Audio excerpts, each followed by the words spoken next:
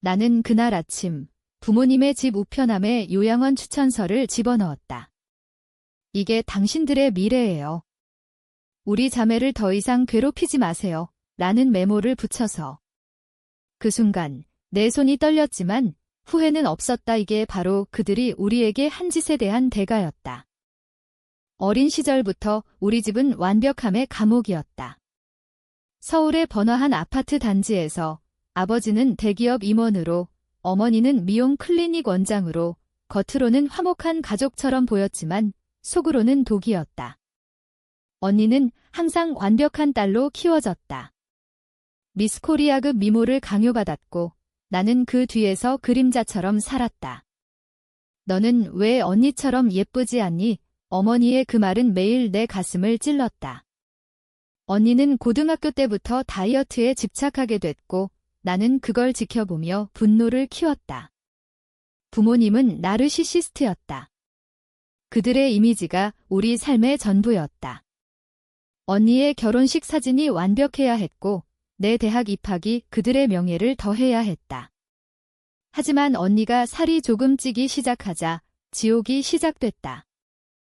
언니는 30대 초반, 결혼한 지 2년 만에 아이를 낳았고 산후 체중이 문제됐다. 부모님은 내가 그렇게 뚱뚱하면 사위가 떠날 거야 라고 압박했다. 나는 그 말을 듣고 속으로 끓었다. 언니는 이미 충분히 아름다웠다. 날씬한 몸매, 부드러운 미소, 따뜻한 성격. 하지만 부모님 눈에는 결점만 보였다. 다이어트 약을 먹어봐. 이게 효과 최고야. 아버지가 불쑥 약통을 내밀었다. 어머니는 웃으며 덤마가 써봤어. 한 달 만에 10kg 빠졌어 라고 덧붙였다. 언니는 망설였지만 결국 순종했다. 그게 우리 집의 규칙이었다. 부모님의 말은 법이었다. 나는 대학생 때부터 집을 벗어나고 싶었다. 서울대에 입학했지만 그마저도 부모님의 자랑거리였다. 우리 막내딸이 서울대야 라고 주변에 떠벌리며. 하지만 내 속마음은 알지 못했다. 언니의 고통을 보며 나는 점점 멀어졌다. 언니와 나는 밤늦게 통화하며 울었다. 왜 부모님은 우리를 사랑하지 않을까? 언니의 목소리가 떨렸다. 나는 그들은 우리를 사랑하는 게 아니야. 자기 자신만 사랑해 라고 대답했다. 그 약은 언니를 변화시켰다. 처음엔 효과가 있었지만 곧 부작용이 왔다. 불면증, 두통, 그리고 심한 피로. 언니는 괜찮아, 참을게 라고 했지만 나는 알았다. 이건 잘못된 길이었다. 부모님의 나르시시즘은 더 깊었다. 가족 모임에서 언니를 공개적으로 비판했다. 요즘 내 몸매 봐. 결혼 생활이 엉망이겠네. 사위가 불편해하는 걸 알면서도. 나는 그 자리에서 일어나 선니는 충분히 아름다워요. 그만하세요 라고 소리쳤지만 부모님은 내가 뭘 알아 라고 무시했다. 그날 밤 나는 결심했다. 더 이상 참지 않겠다. 언니의 건강이 위험해지자 나는 의사를 찾아갔다. 이 약은 위험해요. 심장 부하가 커질 수 있어요. 의사의 말이 내 분노를 키웠다. 부모님은 왜 그런 걸 몰랐을까? 아니, 알면서도 강요했다. 자기들의 완벽한 가족 이미지를 위해. 언니가 쓰러진 건 그로부터 한 달 후였다. 회사에서 일하다가 현기증으로 병원에 실려갔다. 진단은 영양실조와 약물 부작용. 나는 병원으로 달려가 언니의 손을 잡았다. 미안해. 내가 더 일찍 막았어야 했어. 언니는 약하게 웃으며 너 때문 아니야. 부모님 탓도 아니고. 그냥 내 선택이었어. 하지만 나는 알았다. 이건 선택이 아니었다. 강요였다. 부모님은 병원에 와서도 약을 제대로 안 먹었나 봐라고 탓했다. 그 순간 내 안에서 무언가 끊어졌다. 복수. 그게 필요했다. 병원에서 퇴원한 언니는 집으로 돌아가지 않았다. 대신 내 작은 원룸으로 왔다. 여기서 좀 쉬자. 언니의 눈에 눈물이 고였다. 우리는 함께 울고 웃었다. 오랜만에 진짜 자매처럼.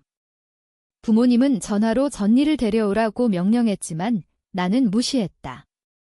언니는 이제 자유해요. 내 대답에 아버지는 화를 냈다.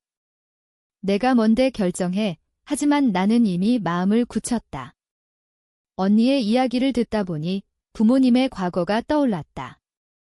어머니는 젊었을 때 미인대회 출신이었고 아버지는 그 미모에 반해 결혼했다. 하지만 세월이 지나면서 어머니는 노화에 집착했다.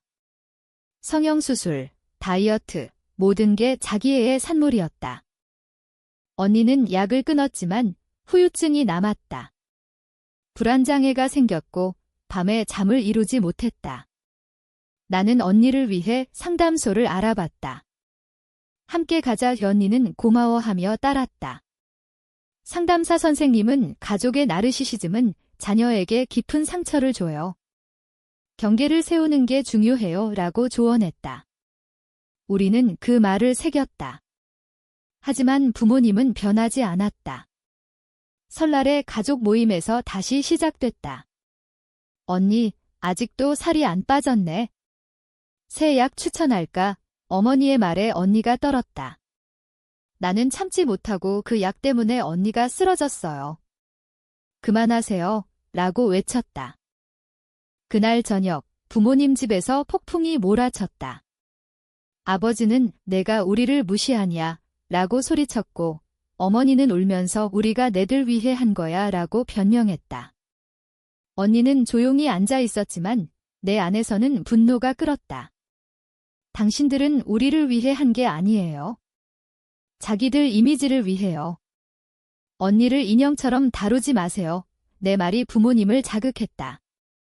아버지는 집에서 나가 라고 했고 우리는 짐을 챙겨 나왔다. 그 길로 언니와 나는 독립을 선언했다. 하지만 현실은 가혹했다. 언니의 결혼 생활이 흔들리기 시작했다. 사위는 부모님의 압박에 지쳐 기혼하자고 했다. 언니는 충격받았지만 내 탓이야. 내가 완벽하지 못해서 라고 자책했다. 나는 아니야. 부모님 탓이야. 우리가 함께 이겨낼게 라고 위로했다. 우리는 새 아파트를 구하고 함께 일자리를 찾았다. 나는 프리랜서 작가로 언니는 카페를 열었다.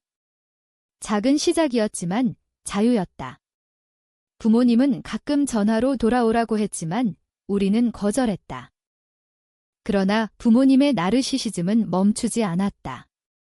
이웃들에게 자식들이 불효야라고 소문을 퍼뜨렸다. 친척 모임에서 우리를 헐뜯었다.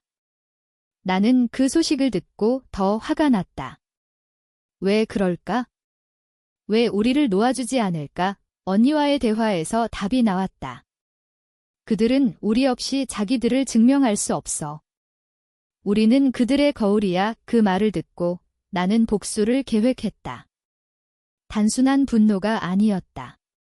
그들에게 깨달음을 주고 싶었다. 요양원 추천서는 그 계획의 시작이었다. 나는 유명한 서울의 고급 요양원을 골랐다. 노후를 편안히 보내세요. 라는 브로슈어를 부모님께 보냈다. 메모에 당신들이 우리를 통제하듯 이제 당신들 삶을 통제할 때예요. 라고 썼다. 부모님의 반응은 예상대로였다. 화난 전화가 왔다. 이게 무슨 짓이야? 아버지의 목소리가 떨렸다. 나는 차분히 건니를 약으로 망치신 대가예요. 라고 답했다. 부모님과의 대화는 점점 격렬해졌다. 어머니는 울면서 우리가 잘못했어? 내가 왜 이렇게 잔인해? 라고 물었다. 나는 잔인한 건 당신들이에요. 언니를 병들게 한 게 누군데요? 라고 반박했다. 언니는 중재하려 했지만 나는 막지 않았다. 이건 필요했다. 부모님은 처음으로 자신의 행동을 돌아보게 됐다. 하지만 나르시시스트는 쉽게 변하지 않는다. 그들은 우리가 내들 키운 은혜를 잊었냐? 라고 되받아쳤다. 은혜. 그건 통제의 다른 이름이었다. 언니의 건강은 서서히 회복됐다. 상담을 계속 받으며 자신감을 찾았다. 이제 나 스스로를 사랑할게. 언니의 말에 나는 기뻤다. 하지만 부모님의 간섭은 계속됐다. 언니의 카페에 찾아와 이런 데서 일하다니 창피해라고 했다. 사위와의 이혼 소송 중에도 내가 잘못했어 라고 탓했다. 언니는 지쳤지만 나는 지지 않았다. 우리가 함께라면 괜찮아. 우리는 매일 서로를 격려했다. 어느 날 부모님 집에 초대받았다. 화해하자는 메시지였다. 우리는 조심스럽게 갔다. 테이블에는 화려한 음식이 차려져 있었지만 분위기는 어색했다. 아버지가 먼저 입을 열었다. 요양원 거는 있자. 가족이잖아. 하지만 어머니가 언니, 새 다이어트 프로그램 해볼래? 라고 하자 모든 게 무너졌다. 언니가 전마, 그만해요. 라고 소리쳤고 나는 이게 당신들 화해 방식인가요? 라고 비아냥거렸다. 그 자리에서 우리는 다시 나왔다. 복수는 더 세졌다. 나는 부모님의 지인들에게 편지를 보냈다. 부모님의 나르시시즘 때문에 우리 자매가 고통받았어요. 도와주세요. 일부는 무시했지만 몇몇은 부모님을 타이르기 시작했다. 부모님은 사회적 압박을 느꼈다. 왜 이런 짓을 해? 어머니의 전화에 나는 당신들이 우리에게 한 짓을 느껴보세요 라고 답했다. 언니는 걱정했지만 필요한 과정이야 라고 동의했다. 언니의 이혼은 마무리됐다. 사위는 떠났지만 언니는 새 출발을 했다. 자유로워 언니의 미소가 밝아졌다. 우리는 함께 여행을 갔다. 제주도로 바다를 보며 과거를 털어냈다. 부모님 없이도 행복할 수 있어. 온의 독백이 바람에 흩어졌다. 하지만 마음 한구석에 죄책감이 스멀스멀 피어났다. 복수가 과했나? 부모님의 변화 조짐이 보였다. 아버지가 병원에 입원했다. 가벼운 심장 문제였다. 우리는 달려갔지만 어머니는 내들 탓이야. 스트레스 때문에 라고 탓했다. 하지만 아버지는 약해진 목소리로 미안하다라고 중얼거렸다. 그 말 한마디가 내 마음을 흔들었다. 아버지의 입원은 전환점이 됐다. 병실에서 우리는 처음으로 솔직한 대화를 나눴다. 왜 그렇게 우리를 통제했어요? 내 질문에 아버지는 한숨을 쉬었다. 내가 그렇게 자랐어. 할아버지가 엄격하셨지. 어머니도 눈물을 흘리며 미모가 내 전부였어. 내들이 그걸 잃지 않길 바랐어 라고 고백했다. 나르시시즘의 뿌리는 깊었다. 세대에서 세대로 전해진 상처. 언니와 나는 그 말을 듣고 복잡했다. 용서할 수 있을까? 언니의 속삭임에 나는 시간이 필요해 라고 답했다. 우리는 부모님을 요양원에 보내지 않았다. 대신 가족 상담을 제안했다. 함께 고치자. 부모님은 처음에 거부했지만 아버지의 병이 악화되자 동의했다. 상담실에서 드러난 진실은 충격적이었다. 부모님은 서로를 사랑하지 않았다. 결혼은 사회적 지위 때문이었다. 우리는 그들의 도구였다. 상담 과정은 고통스러웠다. 어머니는 내가 잘못했어 라고 울었고 아버지는 자식들 미안해라고 사과했다. 하지만 나르시시즘은 하루아침에 사라지지 않았다. 그들은 여전히 외모에 집착했다. 언니, 머리 스타일 바꿔볼까? 같은 말들이 나왔다. 우리는 인내했다. 천천히 가자. 언니는 새 사랑을 만났다. 카페 손님 중 한 명, 따뜻한 남자였다. 이번엔 내 선택이야. 언니의 행복이 내게 힘을 줬다. 나는 글쓰기를 통해 경험을 풀어냈다. 블로그에 나르시시스트 부모와의 전쟁이라는 제목으로. 반응은 뜨거웠다. 많은 사람들이 공감했다. 나도 그래요. 라는 댓글들이 쏟아졌다. 한국 사회의 어두운 면, 가족 내 학대가 드러났다. 부모님과의 관계는 서서히 회복됐다. 우리는 주말에 함께 식사했다. 하지만 경계는 세웠다. 다이어트 얘기 금지라는 규칙을 만들었다. 부모님은 노력했다. 어머니가 내들 건강이 제일이야 라고 말한 날 나는 눈물이 났다. 변화였다. 그러나 고비가 왔다. 언니가 다시 임신했다. 부모님은 기뻐했지만 옛 습관이 되살아났다. 이번엔 체중 관리 잘해라는 말 언니가 화를 내자 분쟁이 터졌다. 나는 중재하며 과거를 반복하지 마세요 라고 경고했다. 부모님은 사과했다. 미안, 습관이야. 임신 중인 언니를 보며 나는 과거를 떠올렸다. 우리의 어린 시절, 부모님의 기대가 어떻게 우리를 짓눌렀는지. 이제는 달라야 했다. 우리는 가족 모임을 더 자주 가졌다.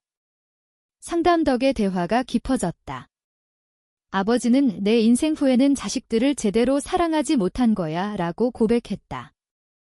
어머니는 미모가 아닌 마음을 봐야 했어 라고 반성했다. 하지만 나르시시즘의 잔재는 남아 있었다.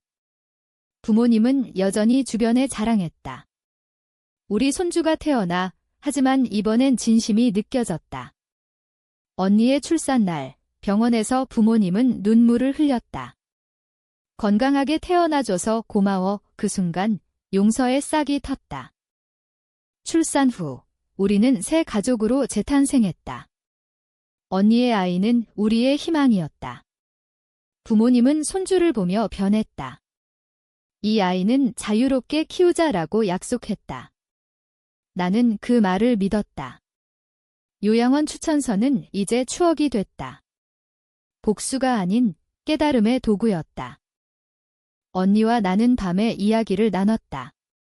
부모님 덕에 우리가 강해졌어. 언니의 말에 나는 맞아. 하지만 상처는 치유됐어 라고 답했다.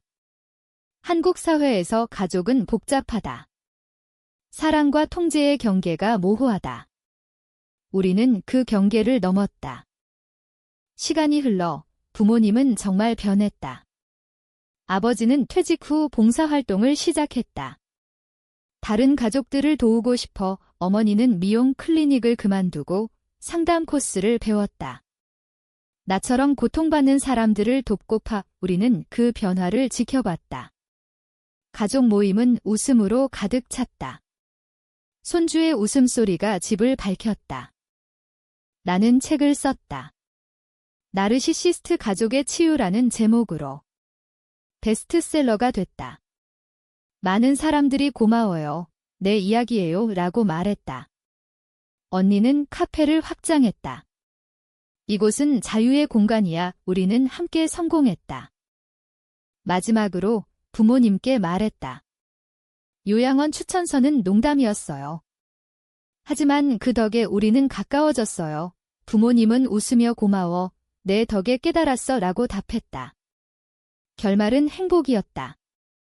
상처는 치유됐고 사랑이 남았다. 가족은 완벽하지 않지만 진실하면 충분하다.